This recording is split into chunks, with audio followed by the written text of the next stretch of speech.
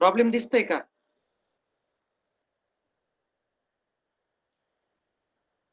दिसतोय हा का? सर, हा दिसतोय. तो लिहून घ्या problem. Calculate the wavelength associated with a particle moving of mass 2 gram. हा खालचा प्रॉब्लेम.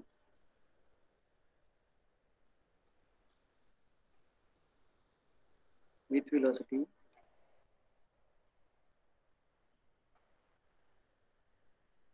सोडवायचं आहे तुम्हाला.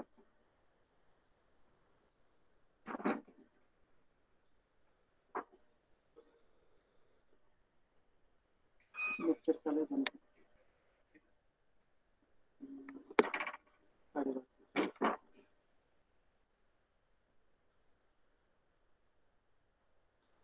लिहिला का प्रॉब्लेम?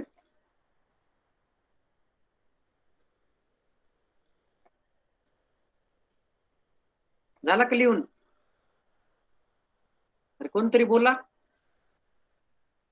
नाही सर, नाही झाला. लिहा. नाही झाला सर. किती वेळ लागतो लिहायला?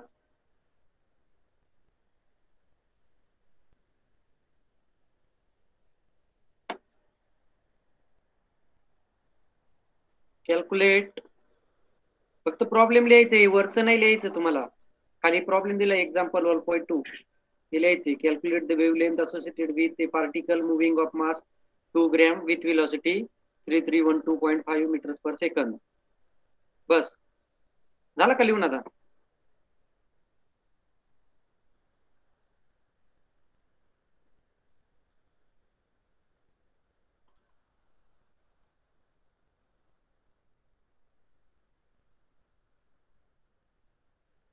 झालं लिहून?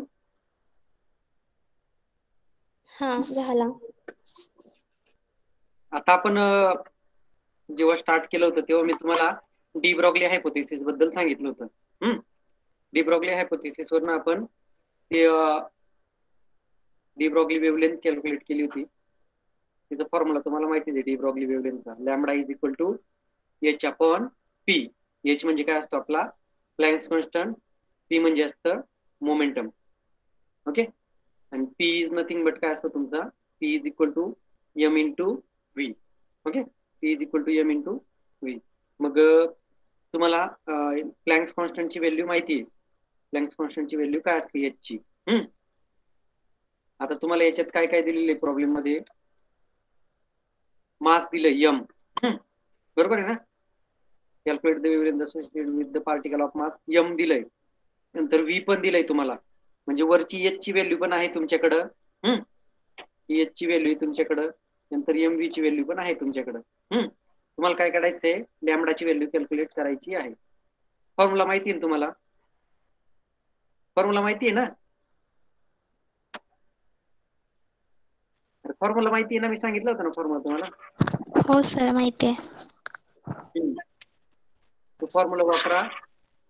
हॅलो सर, हा प्रॉब्लेम परत दाखवा सर. आवाज येत नव्हता माझ्या तुमचा.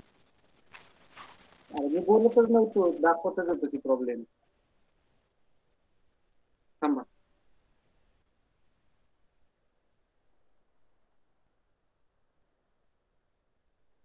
आता दिसतोय का? Calculate wavelength associated with a particle moving of mass 2 gram. दिसतोय ना? हो दिसतोय का? हा लिहून घ्या. हो दिसतोय सर. हा लिहून घ्या. पूर्ण लिहिण्याची काही गरज नाहीये, नंतर तुम्हाला नोट दिलेले आहेत मी. फक्त लिहा M is equal to 2 gram, V is equal to 3312.5 metre per सेकंद. झालं लिहून? झालं का लिहून? हो. ओके.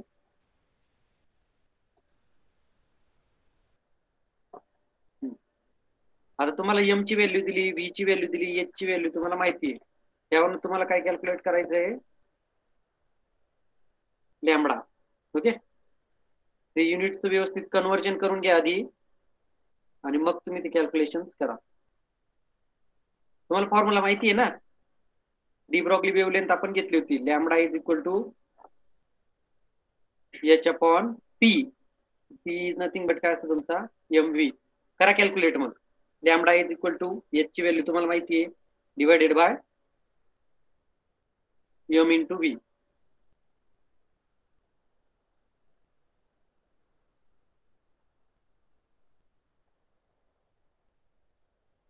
पहिल्यांदा तुमच्याकडे मास दिलेले आहे ते ग्रॅम मध्ये.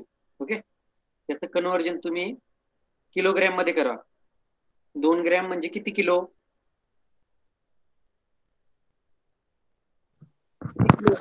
2 into 10 raised to minus 3 kg. 2 into 10 raised to minus 3 kg. Okay, नंतर व्ही ची व्हॅल्यू तुम्हाला दिलेली आहे, V is equal to 3312.5 metres per सेकंद. आता तुमच्याकडे एम पण आहे, व्ही पण आहे, त्यावरून तुम्ही पी कॅल्क्युलेट करा. Momentum P is equal to M V. गुणाकार करा त्या दोघांचा, ते जे आन्सर येईल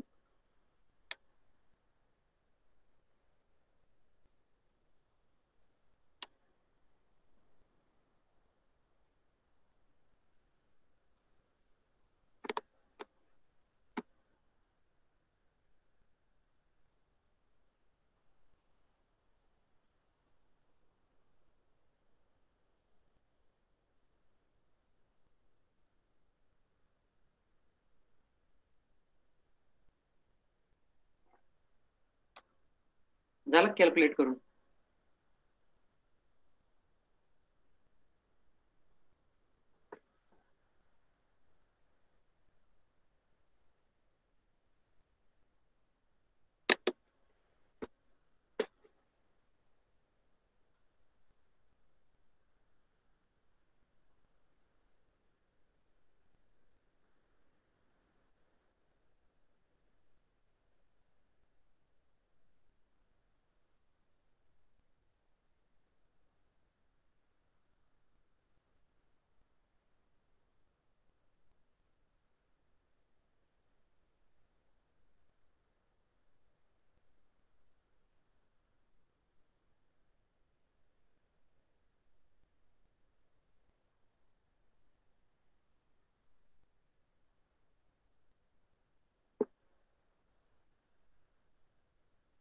काय आलं आन्सर?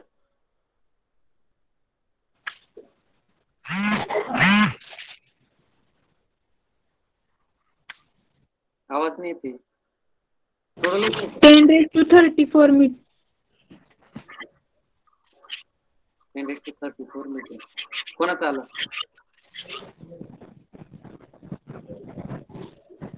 तुझं जाधव. हा सर. तुझं आलं का? हो. minus 34 ना. करा की हा कॅल्क्युलेट. ना. 10 raised to minus 34 मीटर. अजून करा कॅल्क्युलेट, बाकीच्यांचं काय येतं बघूया.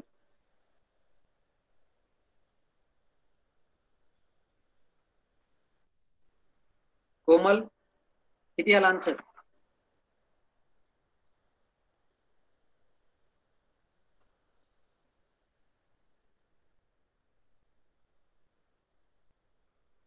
-34. निशा. हा, अप्पाराव किती आला रे?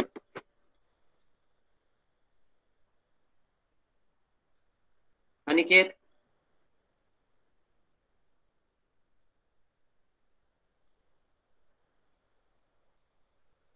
करताय का नाही solve?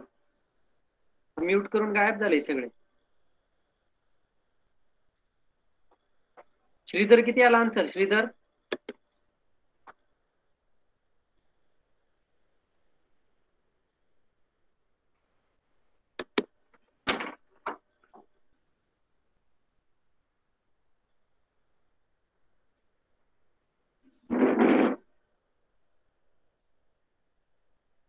Nehal 10 raised to minus 34, Sumit 10 raised to minus 34, Mayuri 10 raised to minus 34.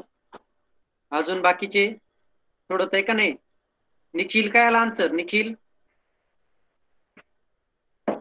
मोसीम, 10 raised to minus 34. Okay. ठीक आहे. 10⁻34 मीटर हे आन्सर आहे. त्यानंतर पुढचा प्रॉब्लेम बघूया. सेम आहे. आता याच्यात मी तुम्हाला काहीच सांगणार नाही, तुम्ही तुमचं सॉल्व्ह करायचंय. पुढचा प्रॉब्लेम घ्या. Calculate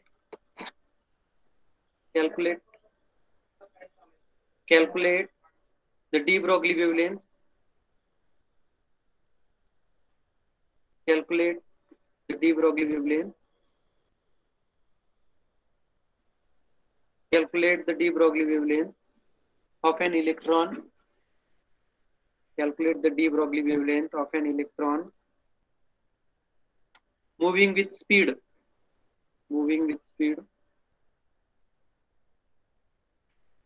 1/10 of velocity of light. लिहिलं का?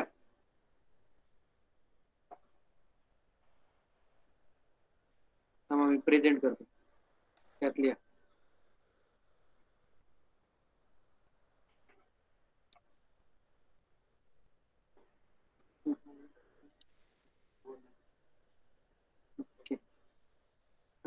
घ्या. Calculate the de Broglie wavelength.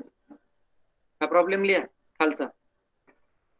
वरच्याचा answer आहे बघा तुमचं हे वरती. खालचा बघा.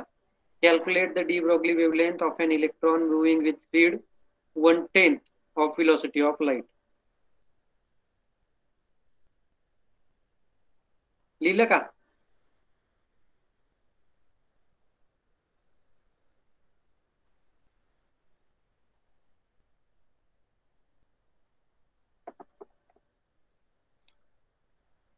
झालं का लिहून?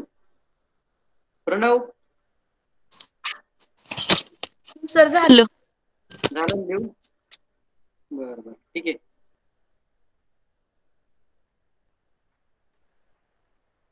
सोडवा मग. सोडवा.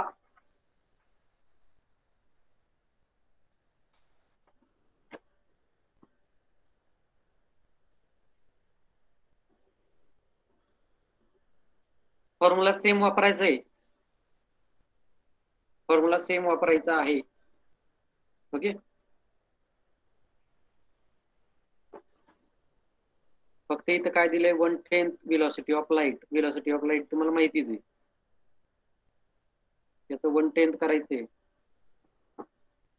त्यानंतर प्लँक्स कॉन्स्टंट तुम्हाला माहितीच आहे. किती? 6.625 into 10⁻34 जूल सेकंद. त्यानंतर इथं व्यवस्थितपणे त्याने दिले de Broglie wavelength of an electron. Okay. म्हणजे मास ऑफ इलेक्ट्रॉन तुम्हाला माहिती पाहिजे. काय मास ऑफ इलेक्ट्रॉन किती आहे? ऋतुजा जगताप 9.1 into 10⁻11. 10⁻11 आहे.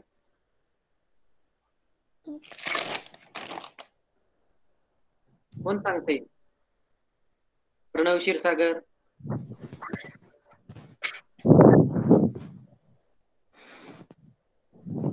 होतोय का आवाज?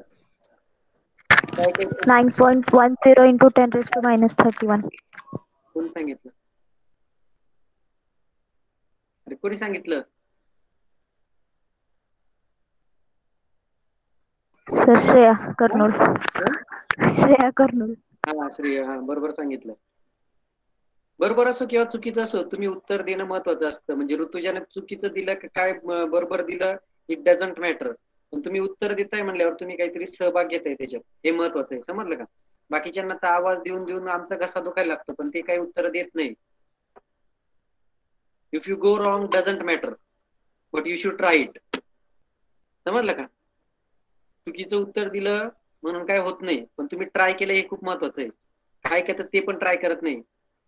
फक्त लेक्चर ते लिंक दिलेली असते, तिच्यावर क्लिक करतात, अनम्यूट करतात, व्हिडिओ बंद करतात आणि ते मोबाईल कुठेतरी फेकून देतात बाजूला. इकडे प्रेझेंटी लागते तुमची. असं करताय बरेचसे. नंतर मग एक्झामच्या वेळेला विचारू नका आम्हाला, तर अभ्यास कसा करून, हे कसं करून, ते कसं करू. ओके. यम पण तुम्हाला कळलंय आता. Mass of electron 9.1 into 10⁻31 kg. नंतर व्हिलॉसिटी ऑफ एन इलेक्ट्रॉन तुम्हाला स्पीड दिलाय तिथं 1/10 velocity of light. Velocity of लाईटचा 1/10 करायचा 1/10 इंटू व्हिलॉसिटी ऑफ लाईट तुम्हाला माहितीच आहे. माहिती आहे ना? कोणाला माहिती विचारतो थांबा. निशा परदेशी आवाज येतोय का? निशा परदेशी आवाज येतोय का? हो सर. व्हिलॉसिटी ऑफ लाईट काय आहे? सर नाही माहिती. गीतांजली पाटील आवाज येतोय का?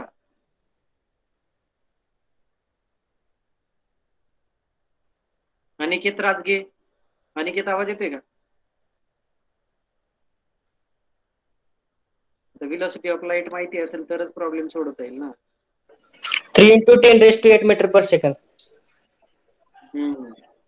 3 into 10⁸ meter per second. Meter per second.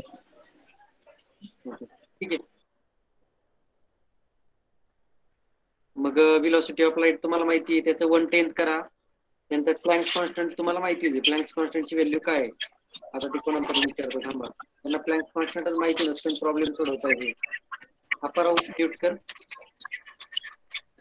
पूजा जाधव प्लँक्स कॉन्स्टंटची व्हॅल्यू काय? 6.625 into 10⁻34. युनिट काय त्याचं? Unit joule per second. Per second नाही, जूल सेकंद. जूल सेकंद काय ओरिजिनल?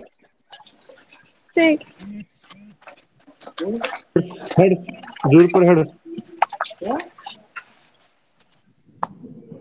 काय म्हणतोय मोसिम? मोसिम काय म्हणतोय? Joule second sir फक्त. जूल पर हेड. हेड काय म्हणतोय मोसिम?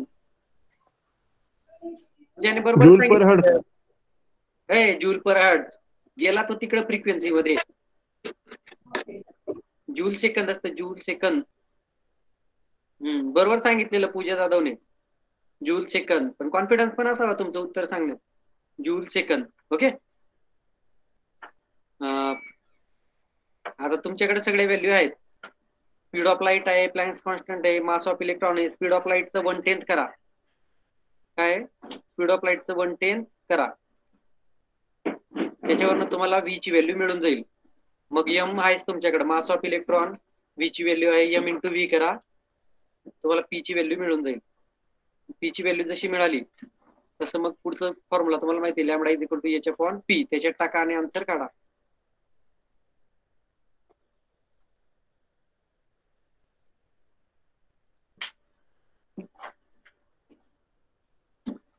आन्सर यायला लागलेत काही काहींचे थोडे बरोबर आहेत, काहींचे थोडे चुकीचे आहेत.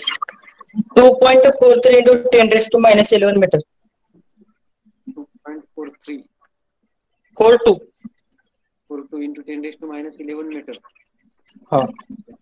अजून बघूया बाकीच्यांचे काय तर. बाकीचे कोण सोडवते का नाही? काही तर काही सहभागत नसतो. स्नेहल माळी काय आला आन्सर? 2.43 into 10⁻11 meter. 11 फक्त. मायनस बिनस नाही का काही? सुमित मोहिते, सुमित हा सर. काय आन्सर? 2.426 into 10⁻11 meter. म्यूट करा. बाकी कोण आहे? शरद साळुंखे, शरद साळुंखे. स्नेहल म्यूट कर. शरद साळुंखे आवाज येतोय का?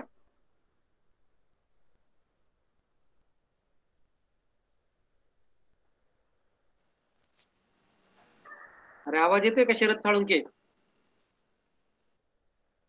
जॉईन आहे का नाही हा?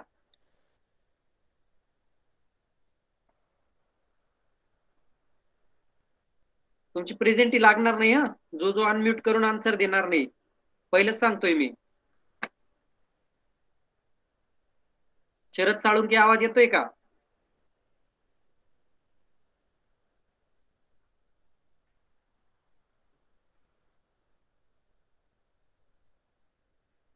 सानिया डांगे, हाँ सर. काय ते answer? 2.426 into 10 raised to minus 11 meter. Okay, चलो या शेख.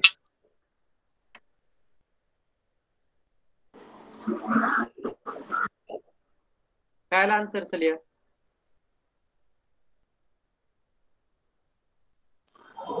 सर नाही पडला. नाही काढलं. प्राची,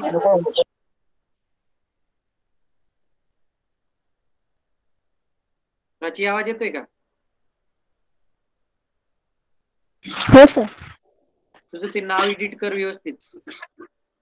शेवटी आज नाव टाक तिथं. हा, तिथं प्रेझेंटी लागताना आपल्याला कळत नाही कोण आहे. आन्सर काय आलं? 2.182 into 10 raised to minus 11. चुकलं तरी चालेल, पण तुम्ही फक्त ट्राय करा असं माझं म्हणणं आहे. समजलं का? शरद साळुंके, येतोय का आवाज आता? जे उत्तर देणार नाहीत त्यांची मी ऍबसेंटी लावणार आहे, लक्षात ठेवा. आणि तुमचा क्लास टीचर मीच आहे, हे पण तुम्हाला माहिती असेल. शरद साळुंके, आजची तुझी ऍबसेंटी पकडून घ्यायची. हा,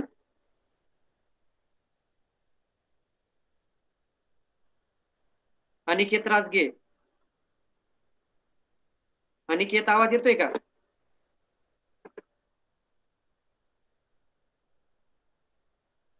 Aniket Rajge,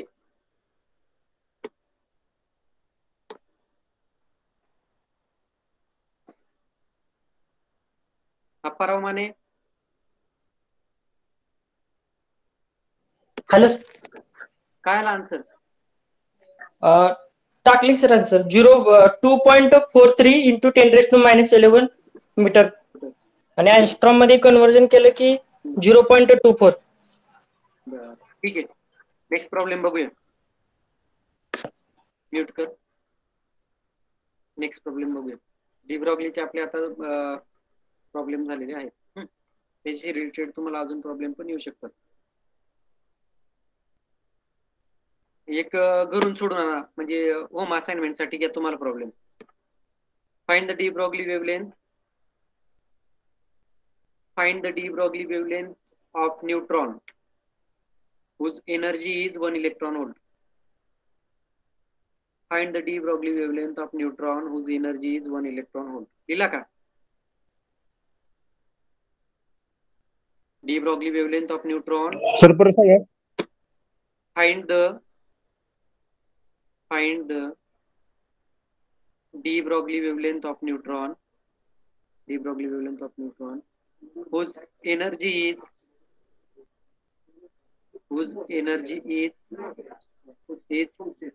1 electron volt. Whose energy is 1 electron volt. Home assignment म्हणून सोडून आणायचं. ओके, त्यानंतर पुढचं घ्या. डी ब्रॉग्लीचे आता तुमचे प्रॉब्लेम ऑलमोस्ट संपलेले आहेत. याच्याशी रिलेटेड तुम्हाला वेगवेगळ्या व्हॅल्यू प्रॉब्लेम्स येऊ शकतात. त्यानंतर दुसरे याचे प्रॉब्लेम बघूया मग.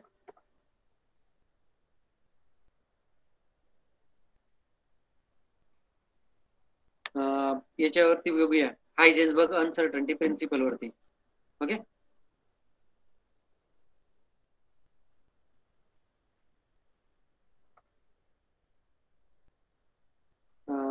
लिहून घ्या प्रॉब्लेम, मी शेअर करतोय.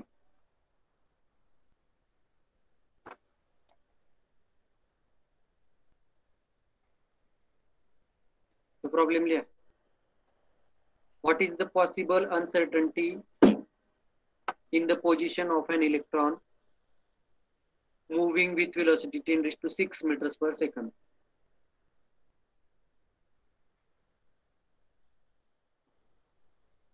What is the possible uncertainty in the position of an electron moving with velocity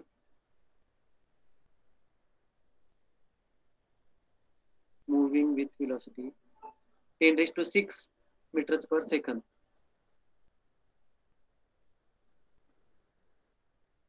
Moving with velocity 10 raised to 6 meters per second.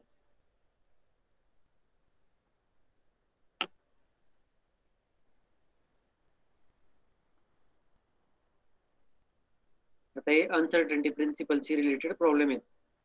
मागचे जे बघितलं आपण ते कशाशी रिलेटेड होते, तुमचे डी ब्रॉग्ली हायपोथेसिसशी. ओके, आता जे आहेत तुमचे ते आहेत अनसर्टनिटी प्रिन्सिपलशी रिलेटेड प्रॉब्लेम.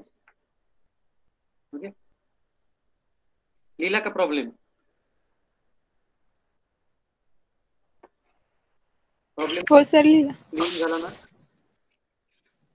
ओके, सगळ्यांचं झालंय ना लिहून? हो सर. प्रतीक्षा हा, कुंभार सर. झालं का लिहून? हो सर. प्रतीक्षा आवाज येतोय का? प्रतीक्षा कुंभार हो सर. मधूनच लेफ्ट होत आहे. हा, नाही रेंजचा ही आहे प्रॉब्लेम. रेंज मध्ये बसत जावा. हा. इथं आम्हाला लगेच कळतं कोण लेफ्ट होते, कोण लेक्चर पूर्ण अटेंड करते.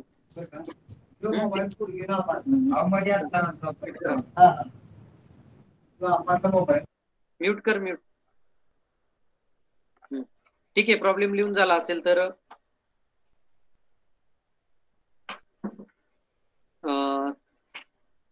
तुम्हाला अनसर्टनिटी प्रिन्सिपलचे रिलेटेड व्हेलॉसिटी दिलेली आहे. ओके, तुम्हाला माहितीच आहे अनसर्टनिटी प्रिन्सिपलचं बाबतीत हे जर आपण घेतलं मॅथमॅटिकल स्टेटमेंट काय असतं, delta X dot delta P is equal to H cross upon 2.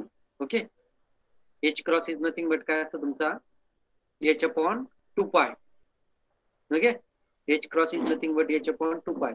H ची व्हॅल्यू तुमच्याकडे आहे. एच म्हणजे काय तुमचा प्लँक्स कॉन्स्टंट डिवाइडेड बाय 2 पाय. ते त्याच्यात टाका आणि त्याची व्हॅल्यू कॅल्क्युलेट करा. एच क्रॉस ची व्हॅल्यू कॅल्क्युलेट करा पहिल्यांदा. H cross is equal to H upon 2 pi. H cross is equal to H upon 2 pi.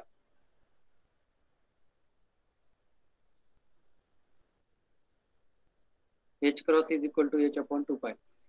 काढा एच क्रॉस ची व्हॅल्यू काय आली सांगा मला.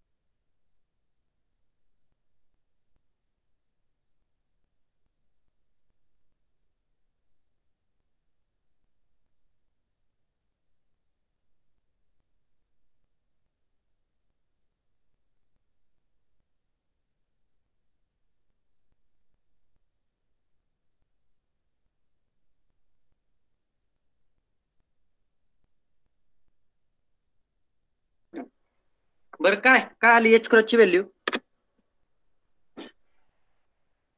एच क्रॉस ची व्हॅल्यू काय आली श्रीधर? श्रीधर आवाज येतोय का रे?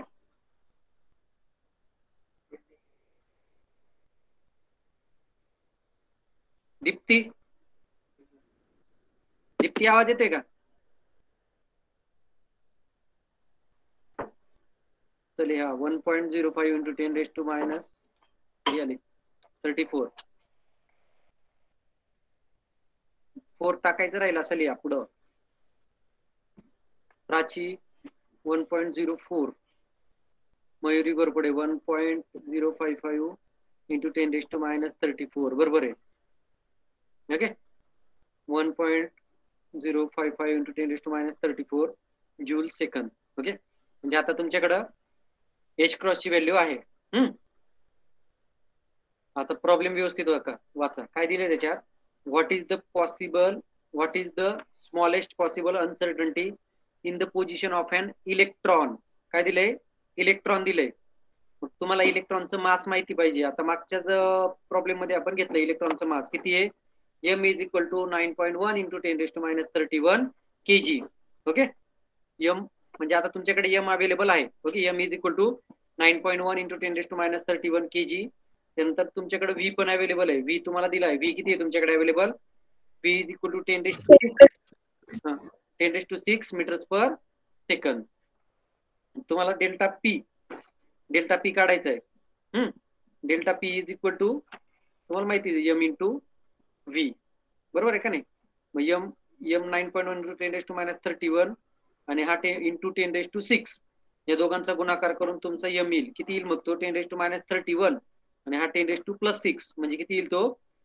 It is equal to 9.1 into 10⁻25 kg metre per second. काय आला delta P? 9.1 into 10⁻31 9.1 into 10⁻25 kg metre per second. ही आली तुमची डेल्टा पी ची व्हॅल्यू. आता तुमच्याकडे डेल्टा पी ची पण व्हॅल्यू आहे, तुमच्याकडे एच क्रॉस ची व्हॅल्यू पण आहे. तुमचं फॉर्म्युला काय आहे? Delta X dot delta P is equal to H cross upon 2. तुम्हाला काढायचं काय आहे? What is the smallest possible uncertainty in the position. म्हणजे डेल्टा एक्स काढायचंय तुम्हाला. डेल्टा एक्स मग इक्वेशन मॉडिफाईड करून घ्या. Delta X dot delta P is equal to H cross upon 2. त्याला मॉडिफाईड केल्यानंतर इक्वेशन काय तुमचं? Delta X is equal to H cross divided by 2 delta P. H cross divided by 2 delta P हे असं तुमचं equation आहे. Delta X is equal to H cross divided by 2 delta P. त्याच्यात ते value put up करा. H cross ची value आपण आता कॅल्क्युलेट केली 1.055 इंटू 10⁻34 आणि 2 इंटू डेल्टा पी ची व्हॅल्यू तुमची काय आहे? 9.1 इंटू 10⁻25 kg मीटर पर सेकंद. ओके, म्हणजे डेल्टा पी ची पण व्हॅल्यू आहे तुमच्याकडे, एच क्रॉस ची पण व्हॅल्यू आहे तुमच्याकडे. फक्त डेल्टा पी च्या व्हॅल्यूला 2 ने मल्टिप्लाय करा. ओके, आणि वरती एच क्रॉस आहेच आणि मग डेल्टा एक्स ची व्हॅल्यू तुम्ही कॅल्क्युलेट करू शकताय. काढा मग डेल्टा एक्स ची value. What is the value of delta x?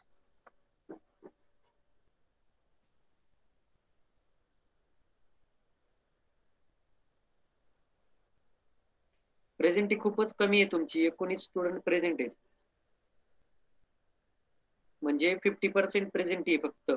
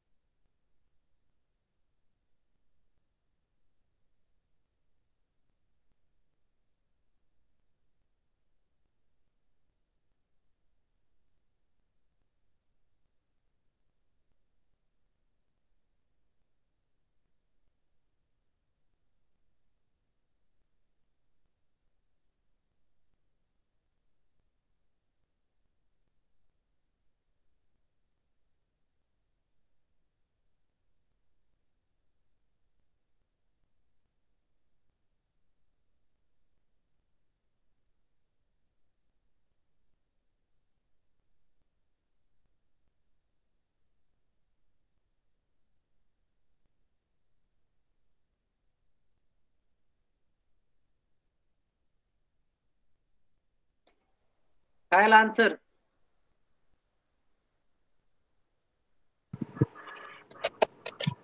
(0.562 into 10 raised to minus 10 meter.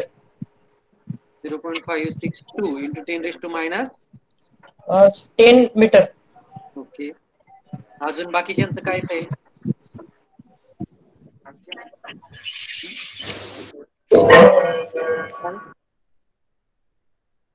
पूजा दादा अनम्यूट केलेलं ना, सांग ना. 0.5795 into 10 raised to minus 10 meter. Okay, mute कर. अजून कोणाचं काय येते? स्नेहल माळी काय येते? 0.567 into 10 raised to minus 10. 5, 6, 7. Okay. निशा काय येते आन्सर? Hello, sir. हा बोल. 0.56 into 10 raised to minus 10. 0.5. Okay. Rutuja Jagtap 0.579 into 10 raised to minus 10. Sumit काय येते answer? Sumit 579 into 10 raised to minus 10. 10 raised to minus 10. Deepti Sangpal. Deepti 0.577 into 10 raised to minus 10. 0.577. Okay. Pooja Kenjale 0.92 into 10 minus. Okay.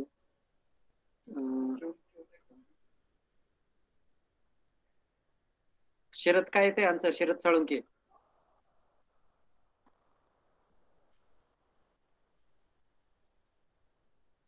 Okay. Aniket Rajge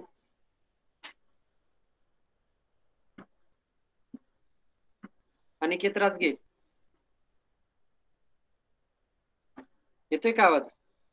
Aniket Rajge आणि शरद साळुंके तुमची दोघांची आजची ऍबसेंटी लावणार आहे मी.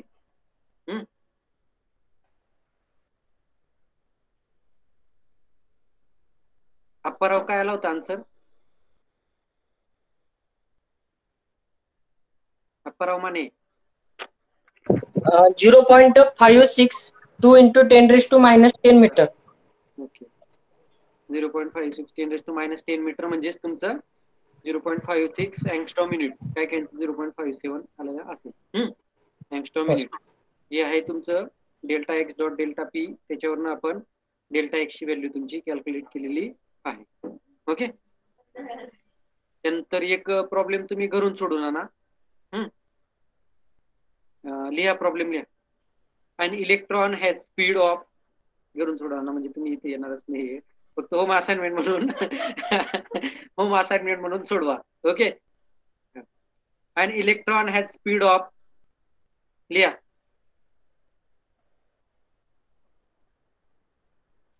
प्रॉब्लेम लिहा. An electron has a speed of 6,000 meters per second. An electron has a speed of 6,000 meters per second with an accuracy of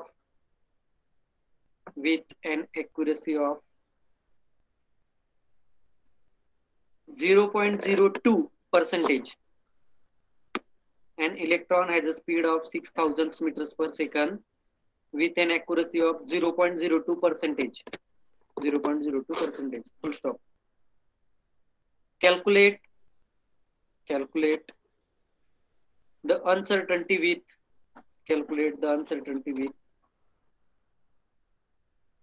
which the position of electron can be located.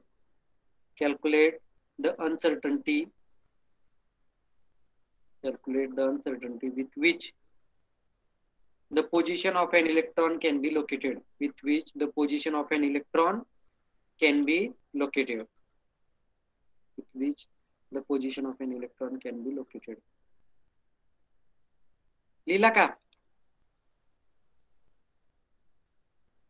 का problem? हा sir. हा तुम्ही home assignment म्हणून सोडवायचं आहे. आता ते home assignment तुम्हाला कशात सोडवायचे आहेत ते सगळ्यांनी सोडवायचे आहेत. तुम्हाला टॅलेंट अँड प्रोग्रेसिव्ह बॅच मध्ये होम असाइनमेंट लागणार आहेत. त्यावेळेला मी सांगेल कोणत्या कोणत्या विद्यार्थ्यांनी होम असाइनमेंट म्हणून सबमिट करायचे आहेत ते. हा, सगळ्यांनी सबमिट करायचे वेगळ्या लिंकला, बाकीच्यांनी वेगळ्या लिंकला सबमिट करायचे. समजलं का? तुम्हाला ते टॅलेंट अँड प्रोग्रेसिव्ह बॅच मध्ये कोणते कोणते स्टुडंट घेतलेत ना, त्याच्यात तुम्हाला ते सबमिट करायचे आहेत. हा, होम असाइनमेंट मध्ये. त्यानंतर हे होतं तुमचं डी ब्रॉग्ली हायपोथेसिसशी रिलेटेड प्रॉब्लेम.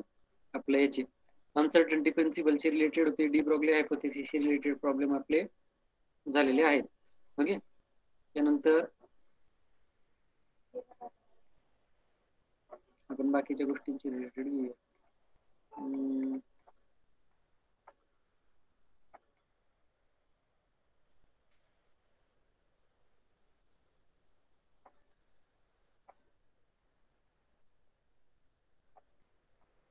तुम्ही हे सोडवले ना, फोटो इलेक्ट्रिक इफेक्ट वगैरे घेतलंय ना?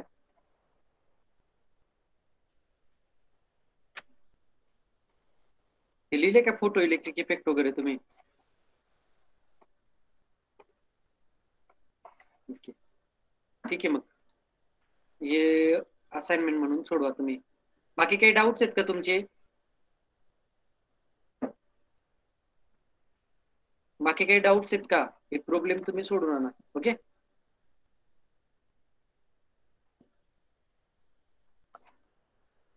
बाकी काही नाही ना डाऊट तुमचे? नाही सर. नाहीत ना?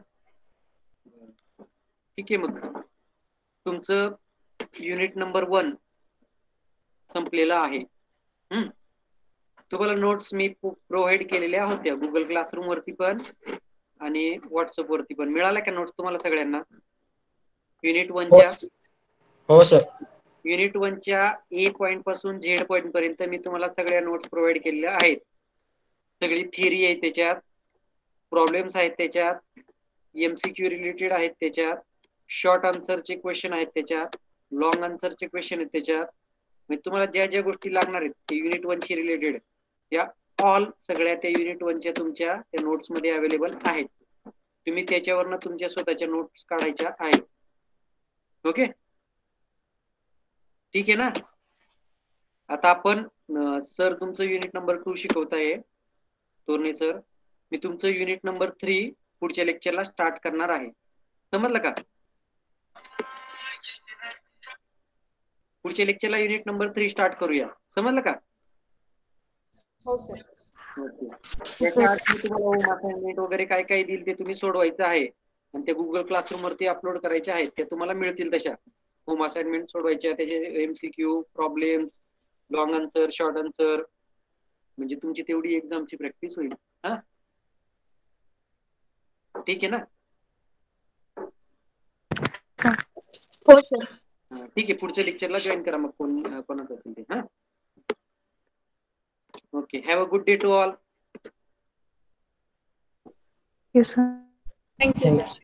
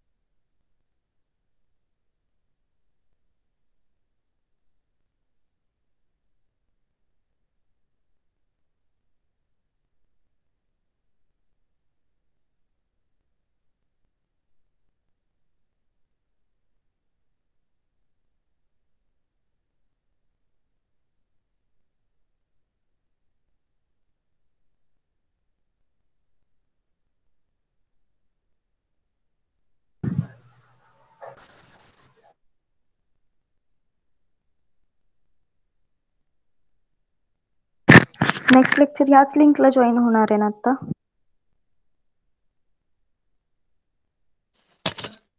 हो हेच असेल.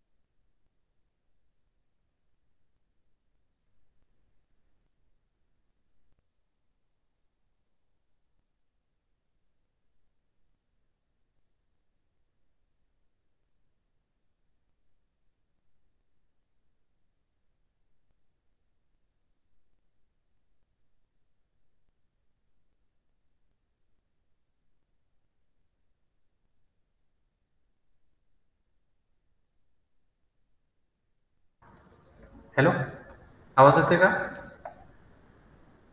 हॅलो हा अनिकेत, हो येतोय सर. हॅलो, येतोय सर, आवाज येतोय. एकच मिनिट हा. ठीक आहे. काय पाहत होतो आपण लास्ट लेक्चरला? काय पाहत होतो? बोलतो का? काय काय पाहत होतो?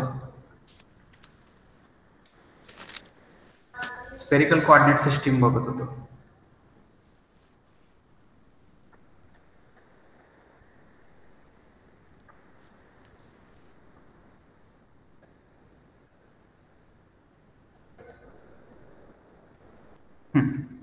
स्पेरिकल कोऑर्डिनेट सिस्टीम आपण बघत होतो.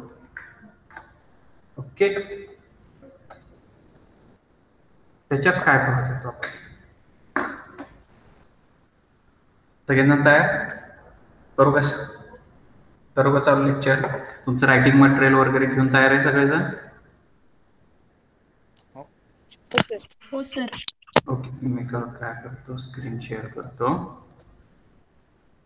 ओके, दिसते का पीपीटी? हो सर. ओके, ठीक आहे. काय पाहत होतो आपण? Spherical coordinate system. तर त्याच्यामध्ये आपण ट्रान्सफॉर्मेशन पाहिलं. Transformation from one coordinate system to another. म्हणजे मी तुम्हाला एक्स ची व्हॅल्यू, वाय ची व्हॅल्यू आणि झेड ची व्हॅल्यू काढून दिली. काय असते एक्स वाय ची आणि झेड ची value? X is equal to how much? X is equal to r cos phi. r sin theta cos phi. x is equal to r sin theta cos phi. बरोबर. y is equal to r sin theta sin phi. r sin theta sin phi and z is equal to r cos theta. r cos theta. Okay, म्हणजे हे transformation आहे. जर तुम्हाला r theta आणि five ची value दिली तर तुम्ही x y आणि z हे काढू शकता. ओके, दुसरी गोष्ट, हे ट्रान्सफॉर्मेशन कसं होतं, म्हणजे x ची व्हॅल्यू ही r sin theta cos phi हीच का? तर हे आपण लास्ट लेक्चरला बघितलेलं की बाबा हे कसं काढायचं. ओके, सिंपल जस्ट ट्रिग्नोमेट्रिकचे लॉज येतात आणि त्याच्यावरून आपण ह्या गोष्टी काढल्या. आता जास्त मी त्याच्यामध्ये जात नाही. पुढचा पॉईंट आपण घेऊया. पुढचा पॉईंट काय असतो आता? Metric elements. ओके, तर मेट्रिक एलिमेंट साठी आपण काय काढतो? जर समजा मला मेट्रिक एलिमेंट्स काय असतात? H1, H2, H3 are the metric elements. Okay, तर त्याच्यासाठी तुम्हाला काय काढावं लागतं? पहिल्यांदा आर बार काढावं लागतं. आर बार हा कार्टेशियन कोऑर्डिनेट सिस्टीम मध्ये काय असतोय? X x cap plus y y cap plus Z Z. Okay, तर इथं एक्स ची व्हॅल्यू तुम्हाला माहित आहे. आर बार एक्स ची व्हॅल्यू किती? पटपट कोण सांगेल? एक्स ची value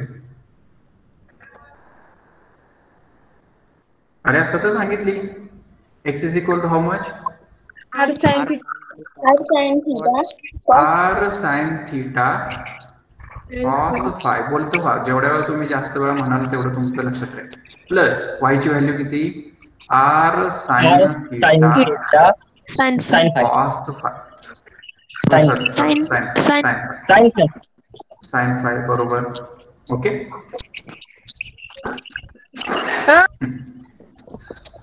sin phi y cap plus z ची व्हॅल्यू काय तुमची? r cos theta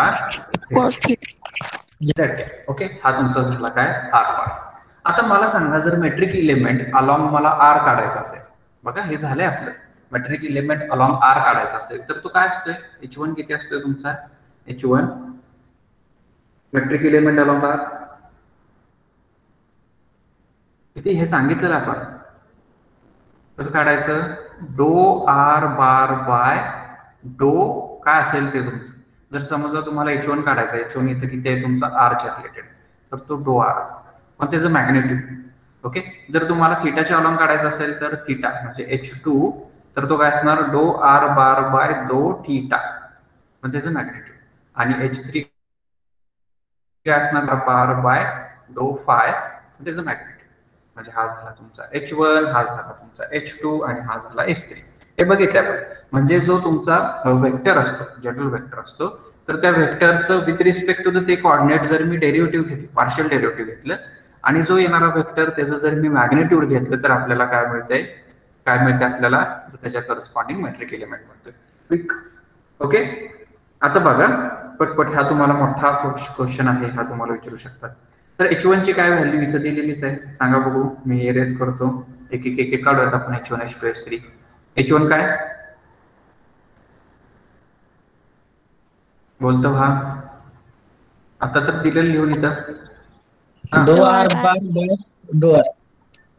H1 is nothing but dou r bar by dou r. Okay. But magnitude, we need a magnitude. Okay. पण त्यासाठी मला तुम्हाला आधी हे काढलं पाहिजे, dou r bar by dou r.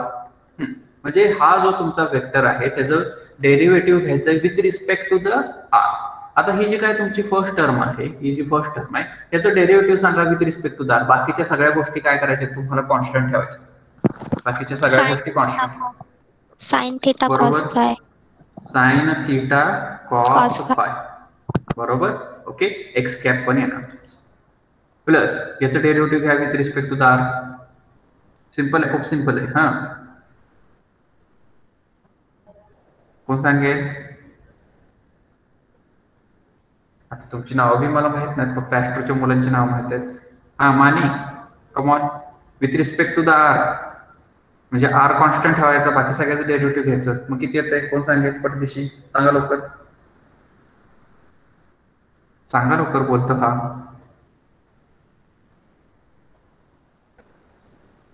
किती येतंय? आता बरोबर सांगितलं की, तसं सांगा पुढचं. Sine theta sine phi Y cap plus cos theta sine z theta cap sine phi y y cap cap plus cos theta Z cap.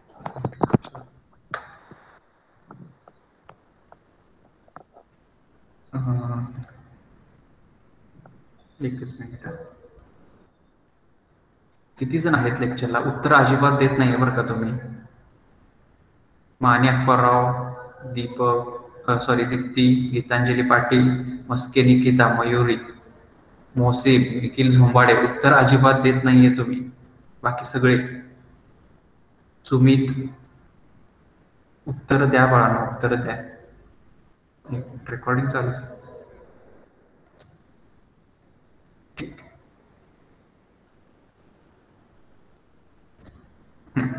ठीक आहे. हा, पुढची व्हॅल्यू बोला, पटपट पटपट बोला. काय ते पुढची term? Cos theta Z cap. Cos theta Z cap. मला मॅग्निट्यूड पाहिजे, म्हणजे H1 is nothing but a magnitude of dou r by dou r. आता जर मला मॅग्निट्यूड पाहिजे तर काय होणार, हे अंडर रूट ऑफ. आता हे बघा, समजा एक वेक्टर असेल ai cap plus bj cap plus ck cap. Okay. समज दिस, let us suppose this vector is a p vector, p bar. Okay. Then what is the magnitude of p bar? Come on, under root of a square plus b square plus c square. Okay. आता तसंच इथं सांगा मला. आता ह्या गोष्टीचा square म्हणजे काय होणार, sign square theta cos square phi plus sine square theta sine square phi plus cos square theta. बघा मी काय करतो बाबा, ह्या दोन ज्या टर्म आहेत त्याच्यामधून मी काय करतो, साइन स्क्वेअर थीटा मी काय करतो, कॉमन काढतो. म्हणून काय ते बघा, साइन स्क्वेअर थीटा म्हणून मी काय काढलं, साइन स्क्वेअर थीटा कॉमन काढलं. मग राहिलं cos square phi plus sine square phi plus cos square theta. Okay. दुसरी गोष्ट मी काय करतो, हा साइन स्क्वेअर थीटा तसाच, यातमध्येची टर्म किती येते, sine square phi plus cos square phi. How much? 1. Okay. Plus cos square theta. हा, sine square theta plus cos square theta is 1, which is 1. म्हणजे H1 ची व्हॅल्यू किती झाली तुमची, 1 झाली. H1 ची व्हॅल्यू किती झाली तुमची, 1 झाली. घेऊन घ्या बुक क्विक. कळलं का काय केलं मी? H1 is nothing but dou r bar by dou r. पण त्याची मॅग्निट्यूड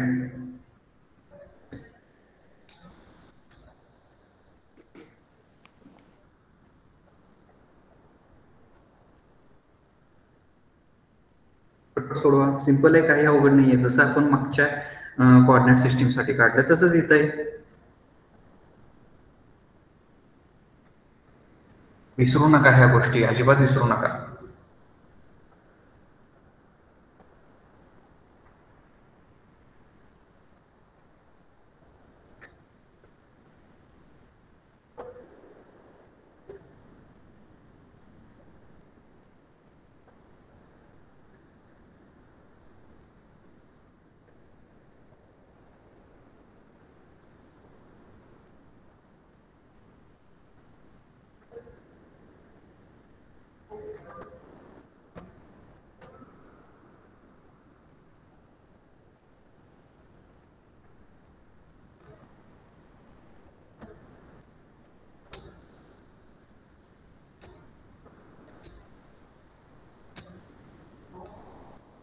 पटपट काढा, पटपट लिहून घ्या, क्विक, वेळ घालू नका.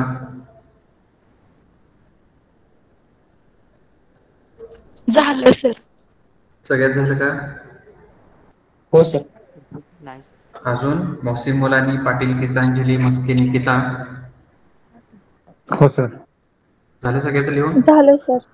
ओके. निखिल झोंबाडे, इरेज करू? ठीक आहे, मी हे सगळ्या गोष्टी इरेज करतो. आपण पुढे जाऊ.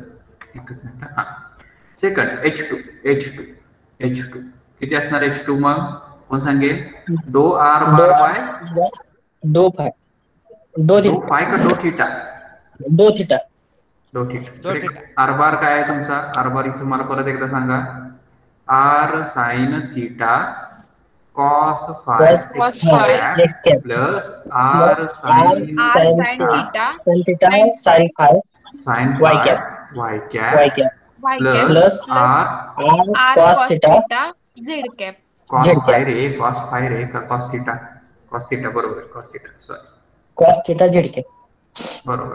Cos theta Z cap. Okay. मग त्याचा जस्ट डेरिव्हेटिव्ह घ्या, थीटा झेड कॅप. मग काय घ्या? ह्याचं डेरिव्हेटिव्ह घ्या. डो आर बार बाय डो theta is how much? Just we have to take a derivative. R आणि कॉस फाय तसाच, आर कॉस फाय तसाच. साइन थीटाचं derivative with respect to the theta cos theta. cos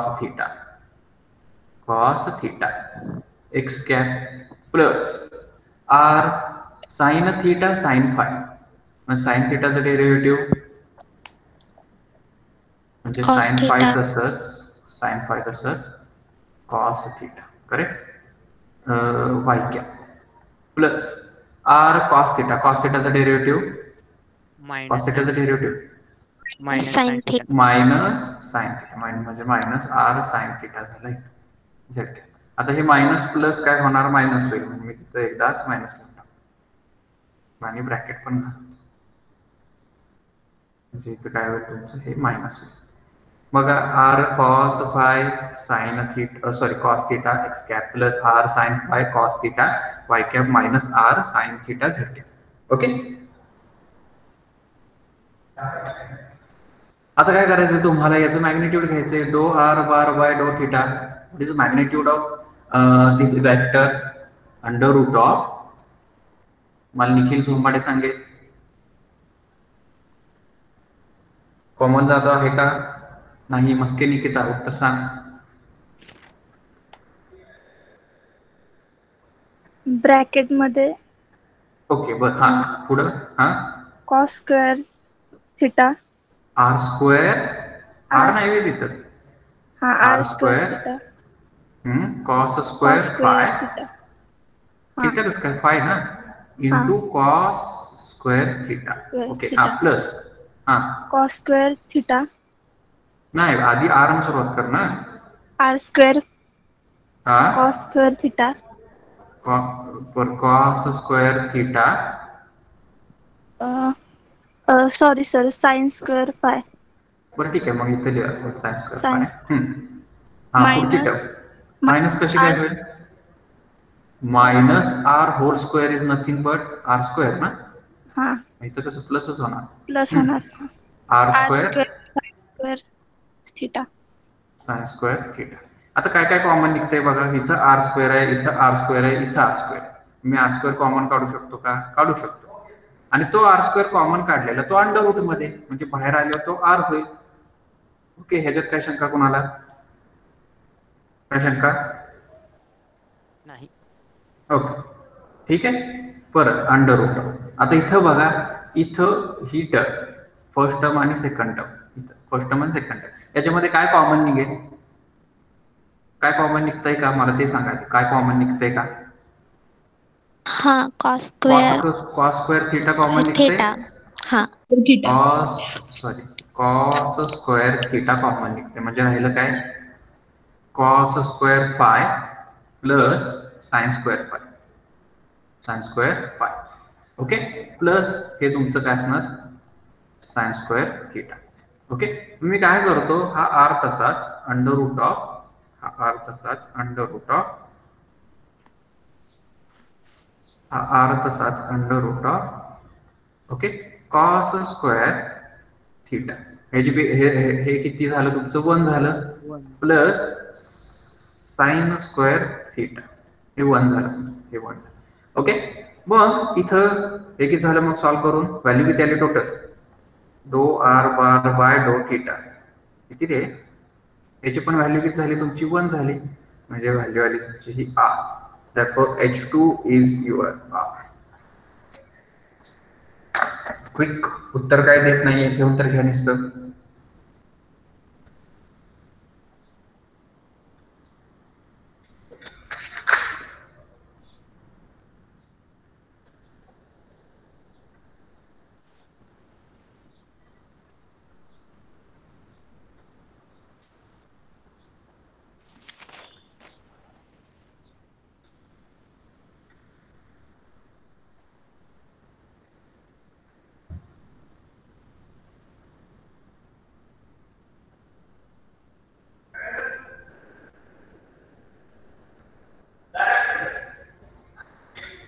ठेवून घ्या पडदेशी.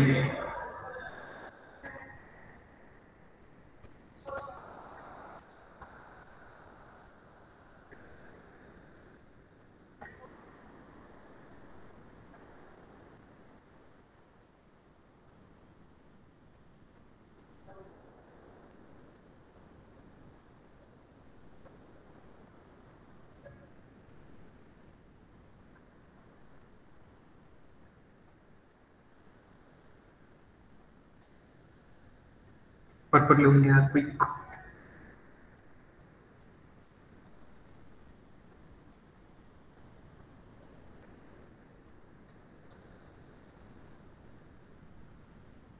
झालं sir. सगळ्यात झालं?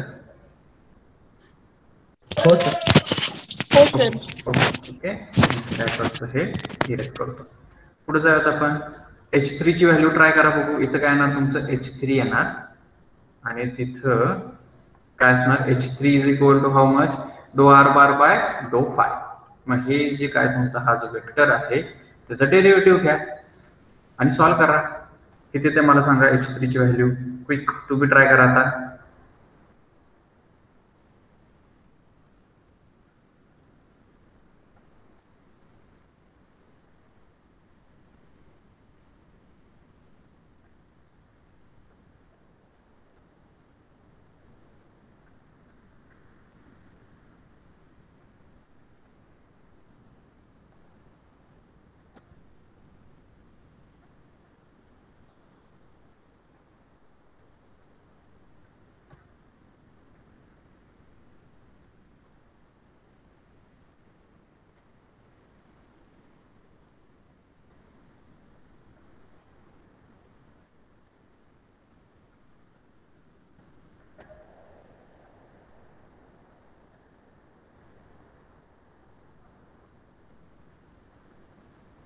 What you have to do, you just have to take this vector and do a derivative, not derivative but a partial derivative.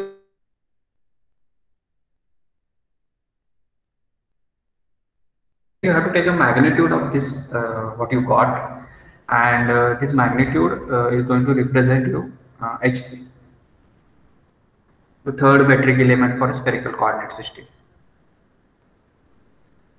खूप महत्वाचं आहे, खूप महत्वाचं आहे. तुमच्या exam point of view metric elements काढता आले पाहिजे.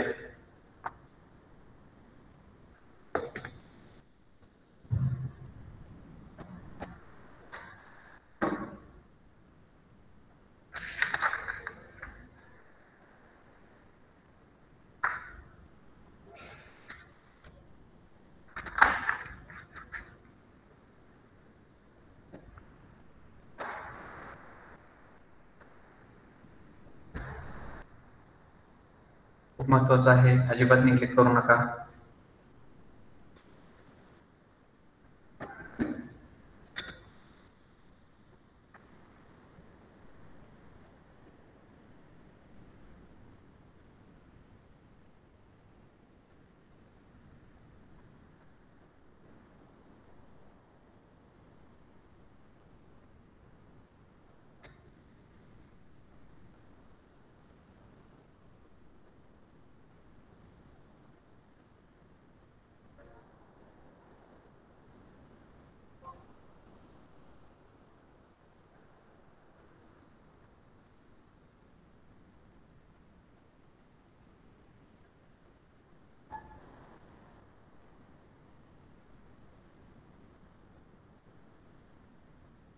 कोण सांगेल मला काय ते व्हॅल्यू? कमी काढून देऊ. खूप सिंपल आहे, काय नाहीये. डो आर बार बाय डो phi. Sine theta, r sine theta. R sine theta. बरं, अजून कोणाच काय ते व्हॅल्यू? माने अप्पारावची व्हॅल्यू आली r sine theta. Sir Shridhar Shinde. Okay, अजून कोणाच काय ते? सर श्रीधर शिंदे. मी शिंदे आहे का तू? हो. हा, शिंदेची व्हॅल्यू आली आर साइन थिटा. मला वाटलं माने करतोय काय.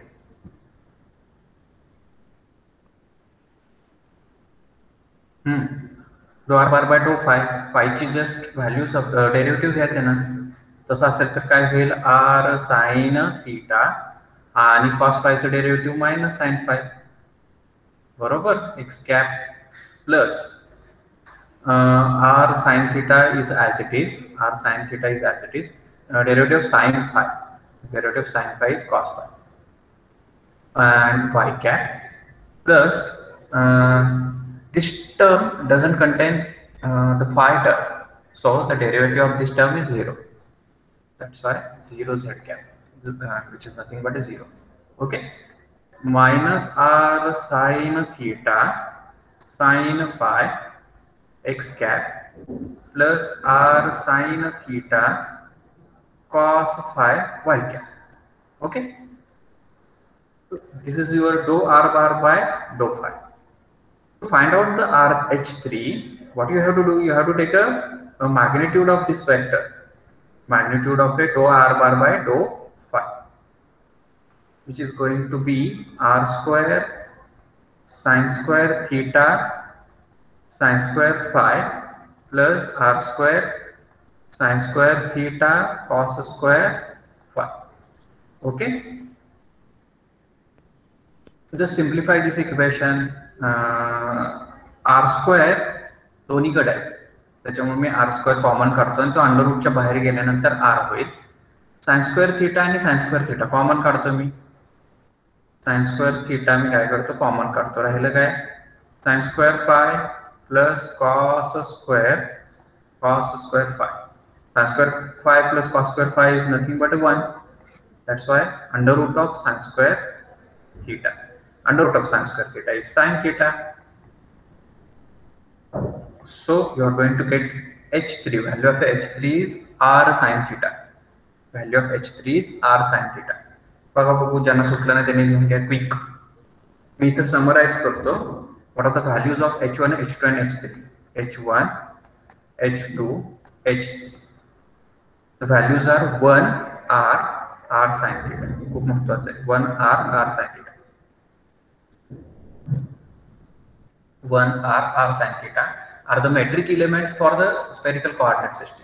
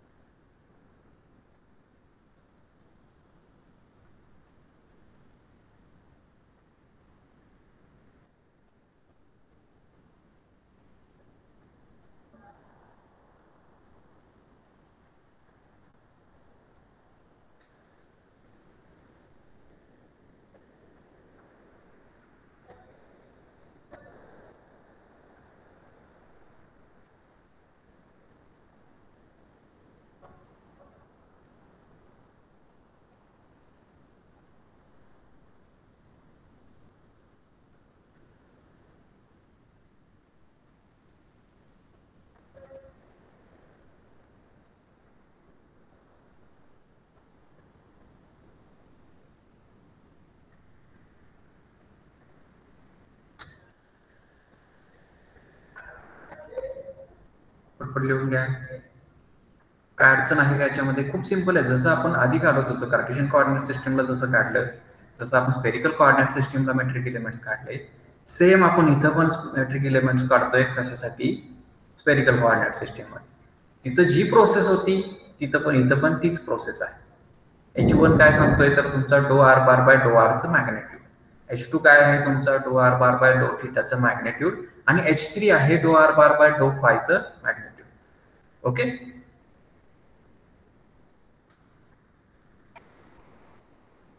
You just have to find r bar first, and then you have to take a partial derivative corresponding to your basis, and that what you got after partial derivative, you just have to take a magnitude of that vector, and ultimately you are going to get a metric elements.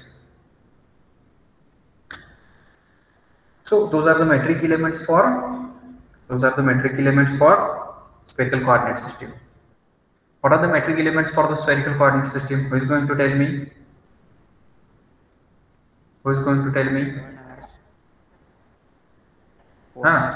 Shubham?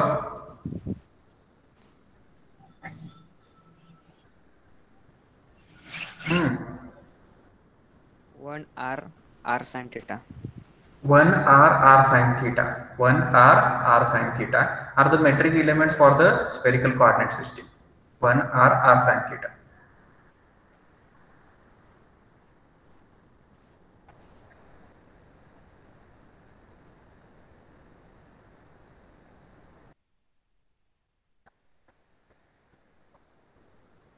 One r sin theta are the metric elements for the spherical coordinate system.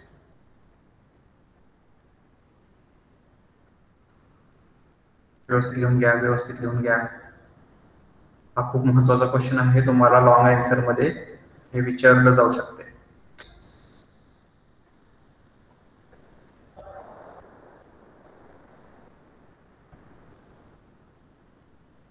Long answer साठी हे विचारलं जाऊ शकते. त्याच्यामुळे नीट observe करा ह्या गोष्टी. नीट व्यवस्थित समजून घ्या.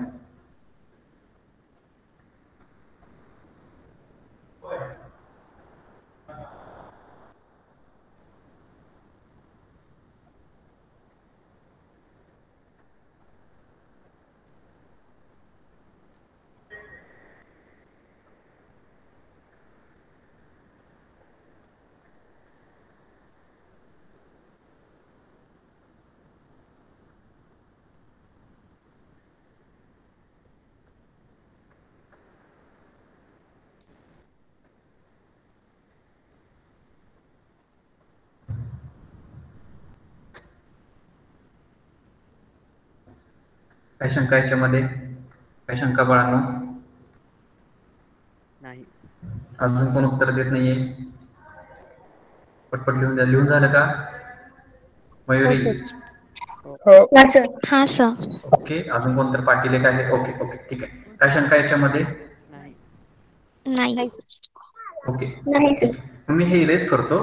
पुढे जाऊयात आपण. पुढच्या गोष्टी काढूयात की ओके लेंथ एलिमेंट्स. आता लेंथ एलिमेंट्स काय असणार आहेत तुमचे? लेंथ एलिमेंट्स बघा बघू आठवा. लेंथ एलिमेंटच्या आधी आपल्याला काय काढलं पाहिजे बघा. एक 1 second. Elementary position vector. Length एलिमेंटच्या आधी इलेमेंटरी पोझिशन वेक्टर.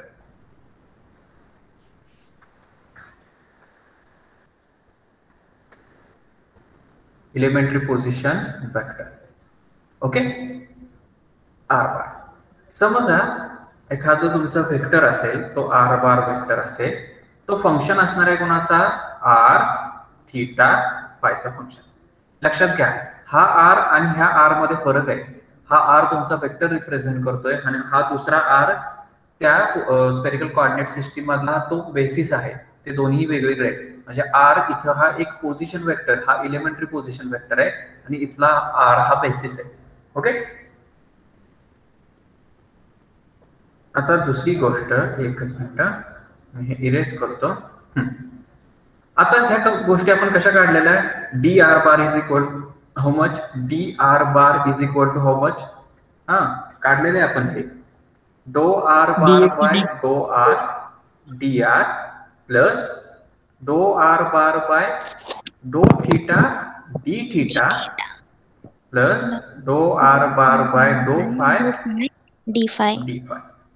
ओके. आता ह्या गोष्टी काढल्यात आपण. डो आर बार बाय डो आर इज इक्वल टू काय, मॅग्निट्यूड ऑफ डो आर बार बाय डो आर आणि डायरेक्शन काय असणार, r cap. Magnitude and direction, any vector is represented in form of a magnitude and direction. Okay. आता ही term काढली आपण. ही टर्म म्हणजे काय असते, H1 असते ना, H1 आर कॅप. म्हणजे बघा काय झालं, हे ही टर्म सॉल्व्ह करतो तर ते असणार तुमची H1 r cap d r plus H2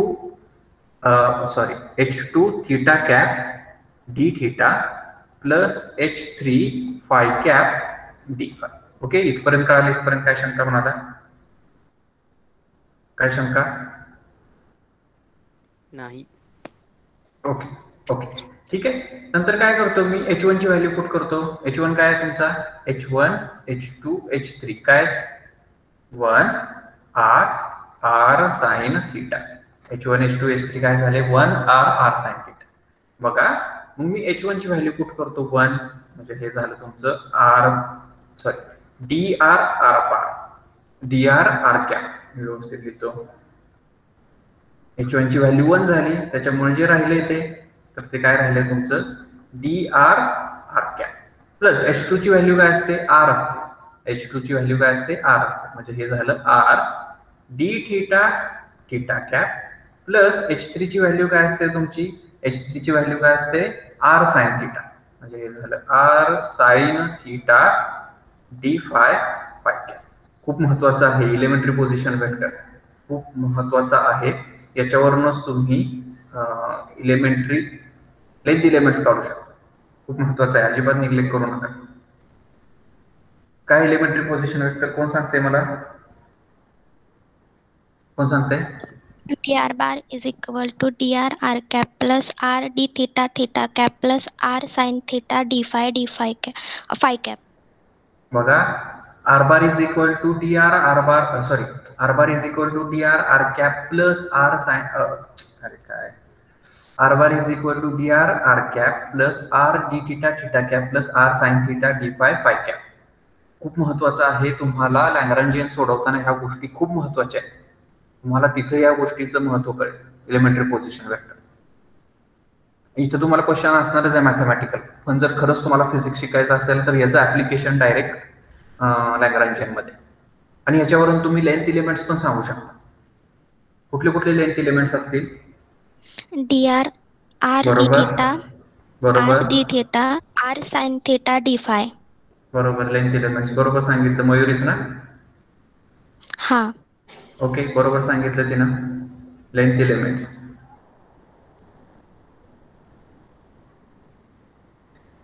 what are the length elements, dr याच्यावरून सांगू शकतो. dr सेकंड लेंथ एलिमेंट काय असणार, d theta. Third length element काय असणार तुमचा r sine theta d five. r sin theta d phi. dr r d theta r sin theta d phi. dr r d theta r sin theta d phi.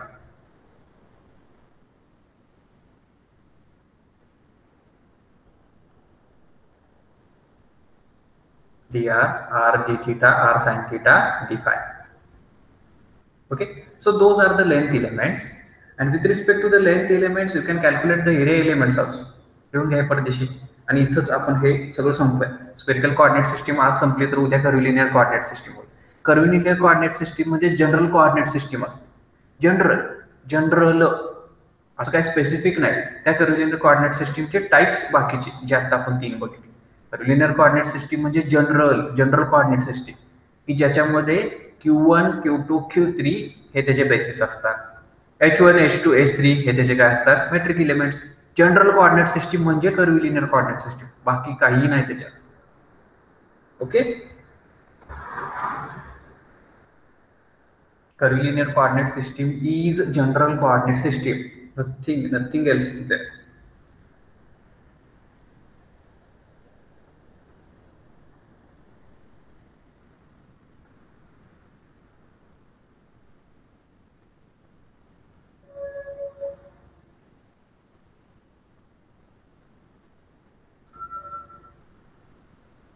ठीक आहे, झालं का लिहून झालं का? हो. हे तुमचं काय झालं, इलेमेंटरी पोझिशन वेक्टर झाला हा इलेमेंटरी पोझिशन वेक्टर, हे लेंथ एलिमेंट्स आहे.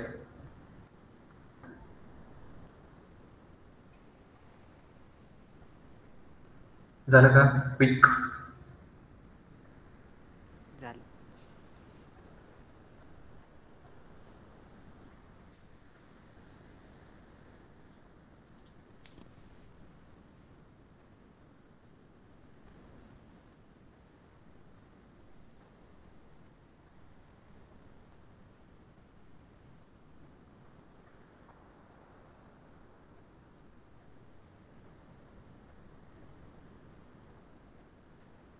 व्यवस्थित लिहून घ्या. नोटबुक मेंटेन ठेवा. मी अजिबात नोट्स देणार नाहीये. नोटबुक ह्या मेंटेन असल्याच पाहिजेत तुमच्या.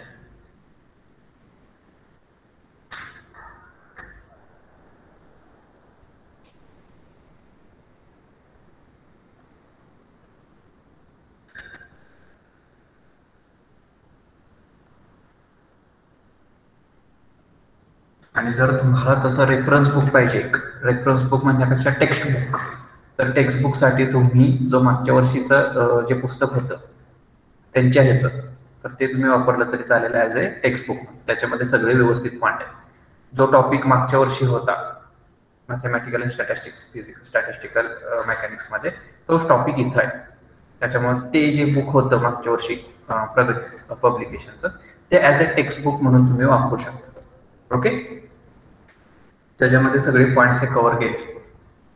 हा फक्त तिथं नोटेशन वेगळे असतील आणि मी वेगळे नोटेशन असतील, असू शकते, असं मला काय एक्झॅक्ट माहित नाही. ओके, झालं का लिहून? झालं का लिहून? हो सर, झालं. ओके, सगळ्यात झालं मुलांमध्ये? हो सर. हो सर. ओके ओके, ठीक आहे. मी हे काय करतो, इरेज करतो. बघा, मला परत सांगा लेंथ एलिमेंट्स.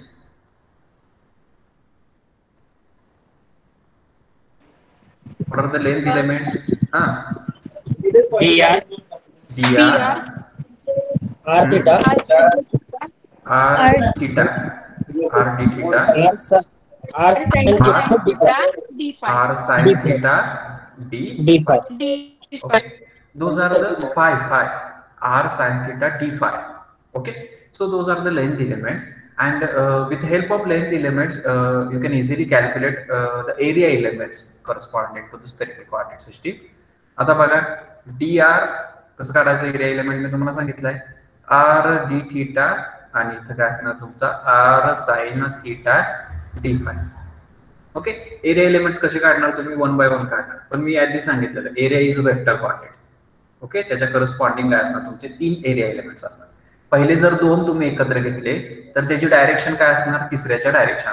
ओके, म्हणजे फायच्या डायरेक्शन. म्हणजे बघा कसं लिहिणार मी, r d थीटा डायरेक्शन कशाच्या डायरेक्शनला राहिलं, कुठलं, फायचं राहिला ना, म्हणून five K.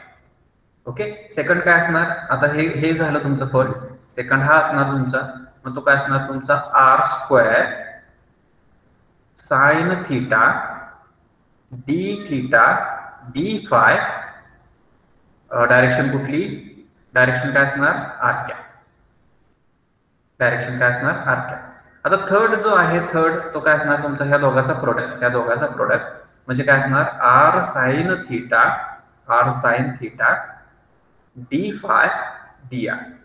Okay, and the direction is along a third, so direction is here is a theta cap. So those are the area elements corresponding to the spherical coordinate system, theta cap. And the last point is volume element. You know that the volume is a scalar quantity. Who is going to tell me what is a volume element in spherical coordinate system?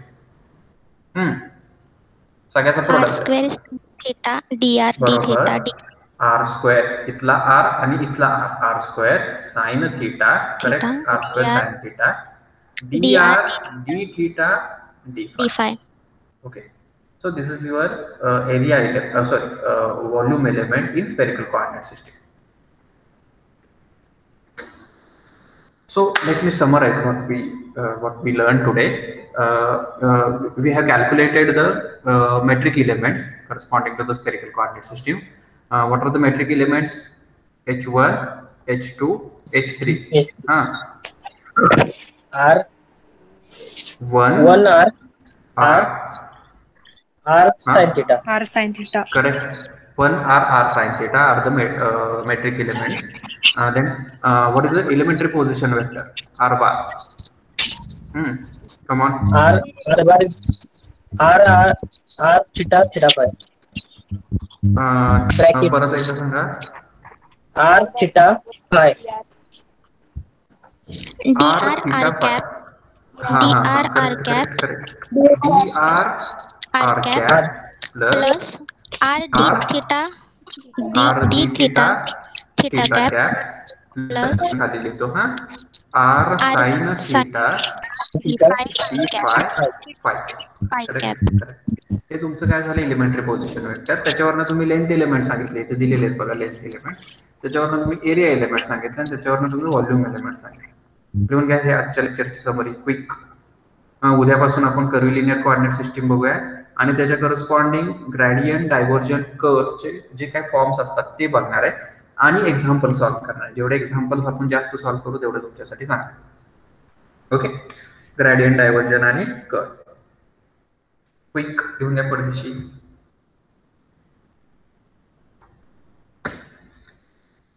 उद्या आपण उद्या म्हणजे next लेक्चरला curvilinear coordinate system बघणार आहे. काही नाहीये, general coordinate system is a curvilinear coordinate system आणि त्याचे जे स्पेशल टाइप्स असतात ते आपण तिन्हीच्या तिन्ही बघितले. कार्टेशियन, स्पेरिकल आणि सिलेंड्रिकल तिन्हीच्या तिन्ही बघितले. तिन्हीच्या तिन्ही कोऑर्डिनेट सिस्टीमच्या रिगार्डिंग आपण वेक्टर बघितला, त्याच्या रिलेटेड मेट्रिक एलिमेंट्स बघितले, त्याच्या रिलेटेड लेंथ एलिमेंट्स बघितलं, त्याच्या रिलेटेड एरिया एलिमेंट बघितलं, त्याच्या रिलेटेड व्हॉल्यूम एलिमेंट बघितलं. ओके, आणि नेक्स्ट जे काय बघणार आहे आपण ते काय बघणार आहे, कर्व्हिलिनियर कोऑर्डिनेट सिस्टीम म्हणजे काय. ओके, दुसरी गोष्ट बघणार आहे की ग्रेडियंट डायव्हर्जन कर्व याचे फॉर्म्स काय असतात. तुम्ही फर्स्ट इयरला ह्या गोष्टी शिकलाय की ग्रेडियंट डायव्हर्जन कर्व म्हणजे काय आणि त्याचे फक्त फॉर्म बघितलाय तुम्ही कार्टेशियन कोऑर्डिनेट सिस्टीम मध्ये. पण ग्रेडियंट डायव्हर्जन कर्वचा जो काय फॉर्म्युला असतो, त्याचा जो फॉर्म असतो तो फॉर्म हा प्रत्येक कोऑर्डिनेट सिस्टीम साठी वेगळा असतो.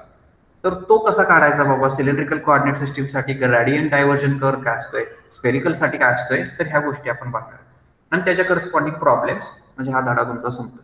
जेवढे जास्त प्रॉब्लेम्स घेताल तेवढं तुमच्यासाठी चांगलं. ओके,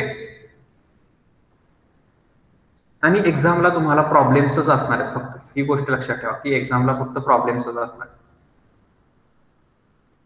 तर इथंच आपण लेक्चर थांबूयात. कोणाला काय शंका? काय शंका? नाही सर. मानी नाही ना? नाही.